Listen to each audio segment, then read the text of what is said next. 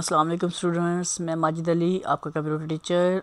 आज हम ये जानेंगे कि वेब डिज़ाइनिंग जो बहुत ही मुश्किल कोर्स समझा जाता है, जो लैंग्वेजेस के ऊपर बेस करता है, इस कोर्स को कैसे आसान करके सीखा जा सकता है और वो आपको इंशाल्लाह मैं खुद सिखाऊंगा।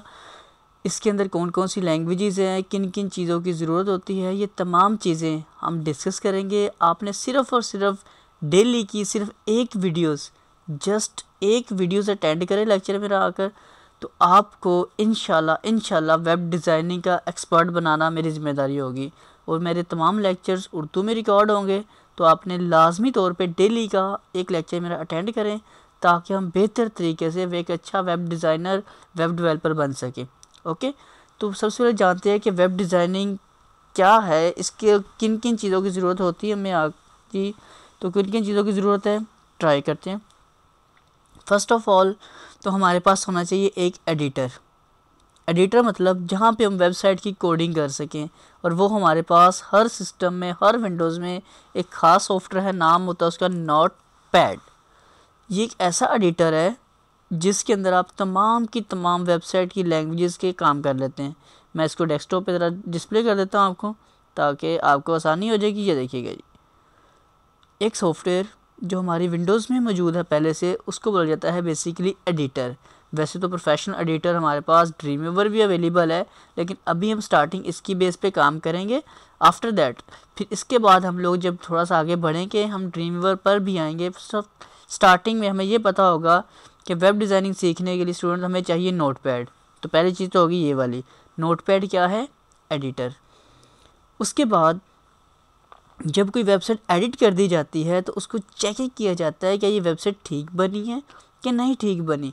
तो उसको वेरिफिकेशन करने के लिए आप क्या करते हैं, अपने कोड को रन करके उसका प्रीव्यू देखने के लिए हमें रिक्वायर्ड होते हैं सम ब्राउज़र्स, चंद ब्राउज़र्स जिन्हें बोलता है वेब ब्राउज़र्स बोला जाता है, जो हमारी वेबसाइट का व्यू दिखाते हैं। जैसे कि मोस्ट इम्पोर्टेंट सबसे टॉप पे जाने वाला Google Chrome, Mozilla Firefox, internet explorer जो हमारी विंडोज़ में इंस्टॉल होता है। अगर इनके आपके पास ये दो ना भी हों तो आप इसके ऊपर ट्राई कर सकते हैं, लेकिन प्रोफेशनल अगर कोई साइट बनाएं तो लाजमी तौर पे ये दो ब्राउज़र पे उसे रन करके वेरीफाई करें, ताकि क्लाइंट के साथ आपकी कोई बहस वगैरह दोबारा ना बने।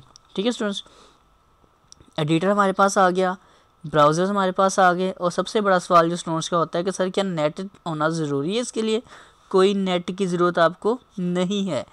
आपको नेट की ज़रूरत बिल्कुल भी नहीं होगी। वेब डिज़ाइनिंग का जितना कोर्स मैं अपलोड करूँगा, इसमें 1% भी नेट नहीं चाहिए।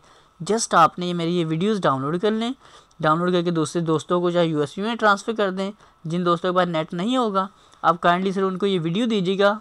उनको ये वीडियो देखकर, घर पे नेट नहीं भी है, वो आसानी से सारे नेट सेट के ऊपर वेबसाइट प्रॉपर बना पाएंगे। ओके, तो स्टार्ट करने से पहले मैं आपसे रिक्वेस्ट करना चाहता हूँ कि बेटा जितने भी स्टूडेंट्स आप लोग मेरे मौजूद हैं, मेरे इस चैनल को सब्सक्राइब करें। जितने मैं लेक्चर रिकॉर्ड करूँगा इनको आपने लाइक करें। अगर पसंद आए तो लाइक करें, ना पसंद हो तो यू डोंट लाइक इट। पसंद आए लाइक करें, शेयर करें, मेरे चैनल को सब्सक्राइब भी करें। ओके, तो आज मैं पहला वेब डिज़ाइनिंग का बेसिक काम क्या कुछ हो सकता है वेब डिज़ाइनिंग में, वो आपके साथ स्टार्ट करना चाहूँगा। तो स्टार्टिंग क्या है, मैं इसी नोटपैड के अंदर चंद चीज़ें लिखना चाहूँगा। आपके पास नोटपैड ओपन किया, आपने पहला काम इसमें कर देना है एडिट मेन्यू में जाके, डेटा टाइम हमारा सेट है, वो F5 आप करने से मिलता है, इसको हम कुछ नहीं करते। स्टार्ट करते हैं फॉर्मेट से जाकर जी। फॉर्मेट मेन्यू में गए, इसमें लिखा था फ़ॉन्ट। फ़ॉन्ट ऑप्शन पे क्लिक करने के बाद राइटिंग स्टाइल जो स्टैंडर्ड आ रहा है वही रहने दीजिएगा, डजंट मैटर। रेगुलर स्टाइल भी ठीक है। इसके बाद फ़ॉन्ट साइज थोड़ा सा बड़ा कर लें ताकि आपको आसानी से समझ आ सके क्या लिखा जा रहा है यहाँ पे। जैसे ये देखिए कुछ लिखा मैंने, my name is Majid Ali. तो ये हमें आसानी से, इतना फ़ॉन्ट आसानी से समझ आ जाता है। तो आप इस तरह टाइप करेंगे तो ईजी हो जाएगा। ओके, स्टार्ट करते हैं हम लोग काम अपना, वेब डिज़ाइनिंग। इसमें कौन कौन से हमने टूल्स पूरे कोर्स में अटेंड करने हैं। HTML नंबर 1, HTML5, इसके साथ ही और ये जो वेब डिज़ाइनिंग है इसको हम बोलते हैं बेसिकली फ्रंट एंड।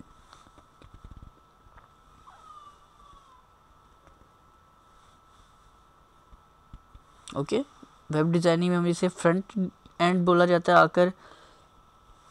और फ्रंट एंड के अंदर HTML है, HTML5 हो गया, विद कुछ ग्राफिकली टूल्स होता है जैसे कि एडोब फोटोशॉप,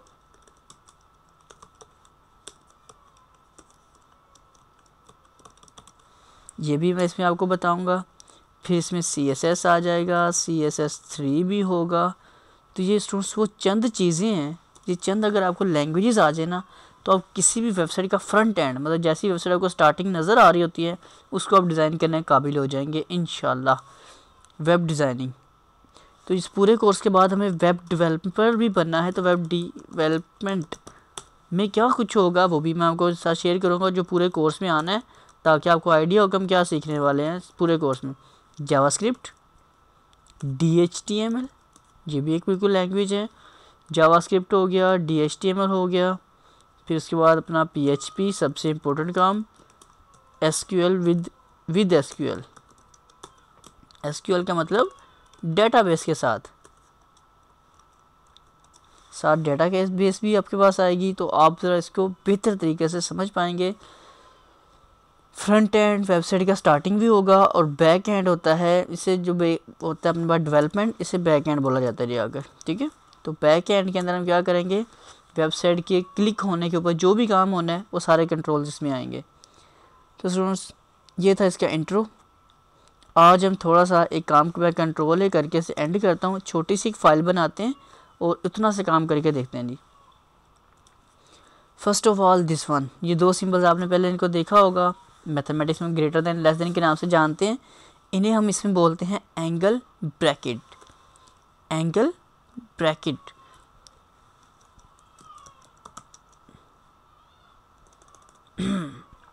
इसे बोला जाएगा एंगल ब्रैकेट। उसके बाद जो भी कोई चीज़ इस एंगल ब्रैकेट में लिखी जाएगी, जैसे कि कुछ ये मैंने एक टेक्स्ट लिखा तो इसे बोला जाता है टैग। वो दोनों सिंबल्स को कहा गया एंगल ब्रैकेट, इसका नाम रखा गया टैग।